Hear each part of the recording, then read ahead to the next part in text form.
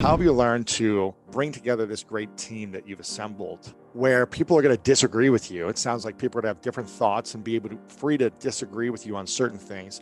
How do you know when the disagreement becomes toxic? When you can look at it from a point of view of like, okay, I need this disagreeing thought, but when does it become toxic where you actually need to let go of that person in your life or on your team?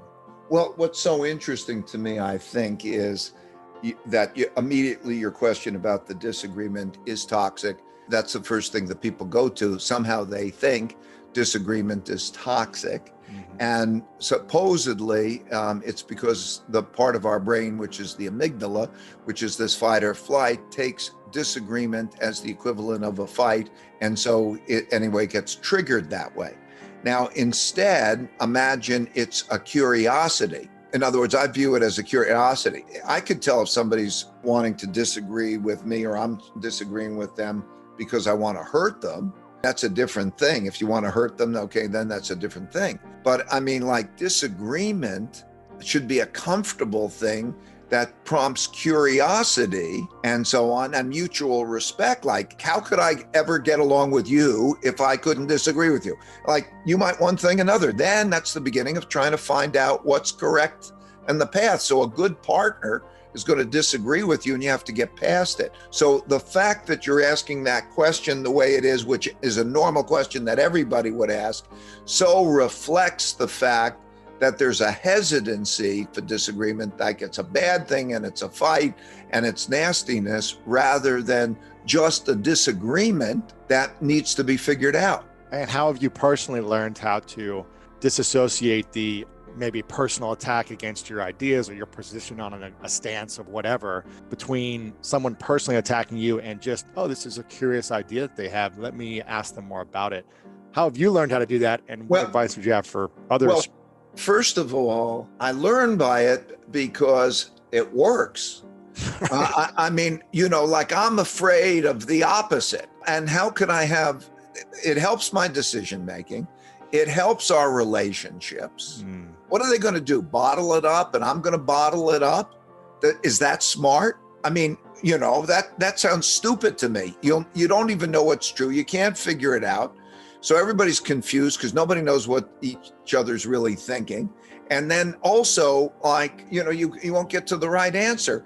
And I mean, that just is too stupid a path for me to do it. And it's too risky a path. And it's so much more rewarding to do the other, right? Have you always been like that, or was it until you went? Well, I think what helped me get that way was the markets.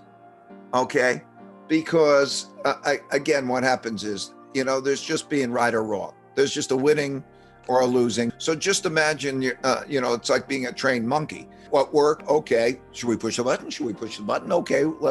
Yes. Okay. It makes sense. Is better than, oh, I'm going to push the button, whatever it is. Okay. No, I don't see it that way. Okay. Let's figure it out.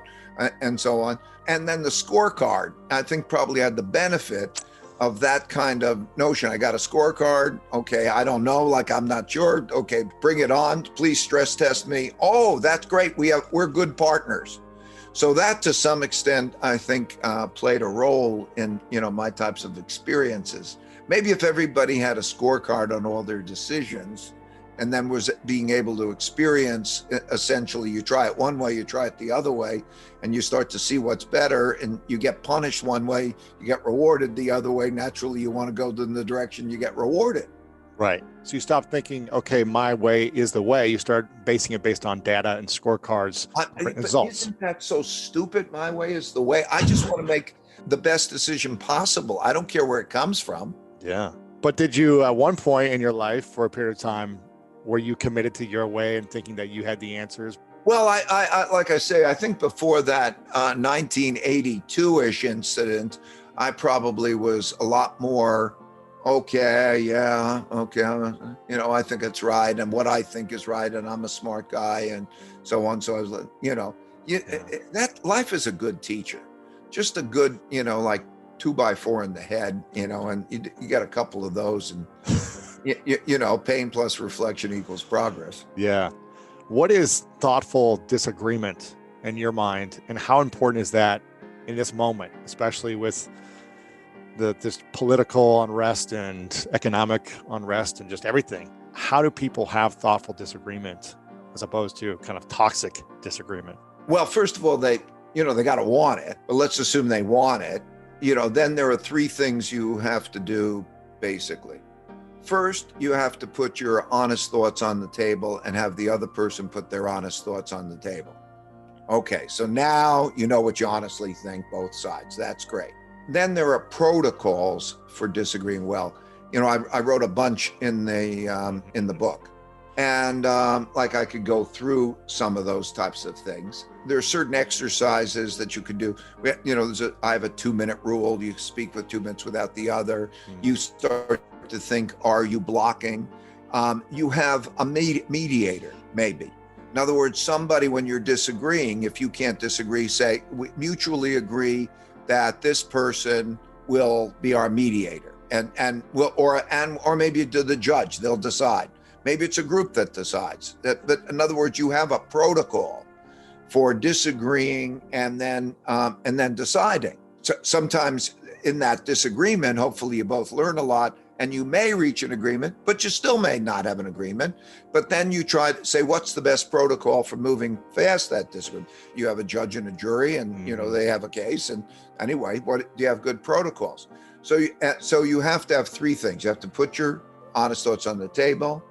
You have to go through processes that helps to reach the right answer, depending on how serious the question is, right? And then number three, you have to have a way of getting past that decision and moving on. I have a basic view, though, when there's any disagreement or anything that's not going well, stop. Okay, pause. Don't just keep banging at each other. When it's escalating, when people are yelling at each other. Just pause and sort of go above it and say, what are our ground rules for disagreeing? How should we be with each other? And you turn your attention rather than to the argument at hand, but say, okay, if I think this and you think this, how do we do this? And then once you agree, okay, then you go back into the argument and then you follow those protocols, because half of the problem is that people just don't even know how to disagree. Yeah. But if you do it that way with those protocols and so on, and you get past your disagreement, it's great.